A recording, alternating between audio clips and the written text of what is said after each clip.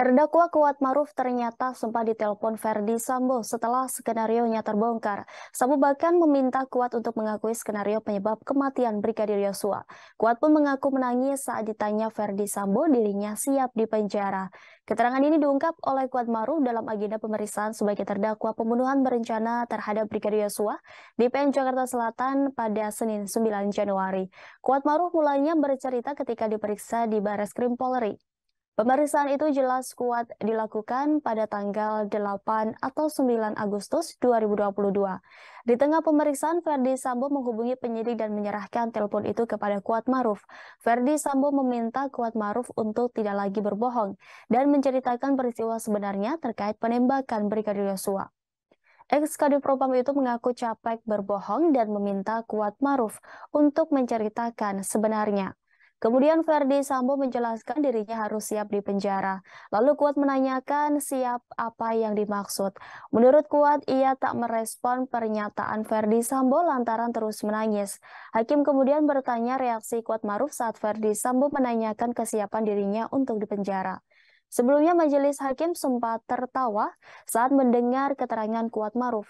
Momen itu terjadi saat majelis hakim menanyakan soal awal mula Kuatmaruf akhirnya jujur terkait peristiwa penembakan terhadap Brigadir Yosua. Mendengar keterangan itu, lantas majelis hakim menanyakan soal keterangan apa saja yang dinilai berbohong. Kata Kuat beberapa di antaranya yakni soal penjelasannya di Propam Polri saat menjalani pemeriksaan pertama kali usai penembakan. Saat itu dirinya diminta oleh Verdi Sambo untuk tidak cerita apapun dan menyebut hanya terungkap di maksud kami hanya tengkurap di balkon rumah dinas kompleks Polri saat insiden penembakan. Saat itu Kuatmaruf meluapkan perasaannya karena kerap disebut suka berbohong. Kuat menyebut dirinya sudah merasa jengkel, bahkan sampai enak karena selalu dituduh tidak jujur termasuk dalam persidangan. Pernyataan itu lantas mengundang gelak tawa dari majelis hakim dan pengunjung sidang di ruang utama PN Jakarta Selatan. Berapa itu? Waktu jadiin tersangka kalau nggak tanggal 8, tanggal 9 saya lupa. Jadi saya benar ditangkap. Ya oke, saudara datang ke sana. Iya, karena dapat panggilan. Nah, kemudian? Saya datang. Terus diperiksa, saya masih berbohong. Terus Pak Verdi Sambo nelfon ke penyidik saya. Kata dia, "Wat, ini Bapak mau ngomong." Baru saya baru saya angkat. Terus Bapak ngomong ke saya, "Udah Wat, ceritain aja semuanya. Bohong-bohong itu capek Wat. Udah ceritain semuanya. Kamu siap ya Wat ya?" Saya bilang, "Siapa Pak? Siap di penjara." Kata Bapak begitu. Saya nangis pada itu. Udah, lagian kamu juga apa-apa nggak mau cerita sama saya. Kamu di Magelang juga nggak cerita sama saya. Saya nggak jawab, nangis aja waktu itu. Bapak nggak nanya, gimana saya mau cerita dalam hati saya kan gitu Pak. Orang nggak ditanya ya kan? Lah iya.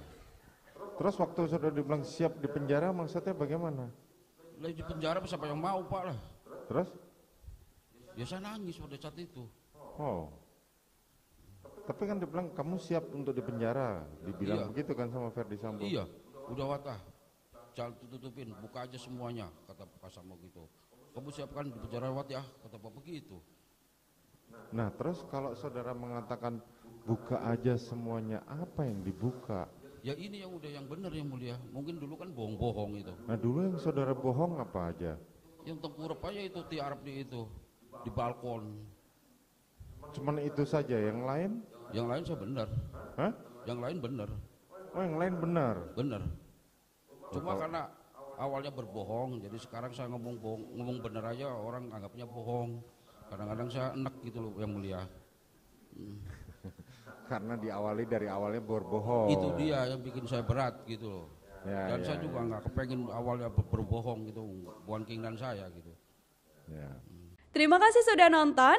Jangan lupa like, subscribe, dan share ya.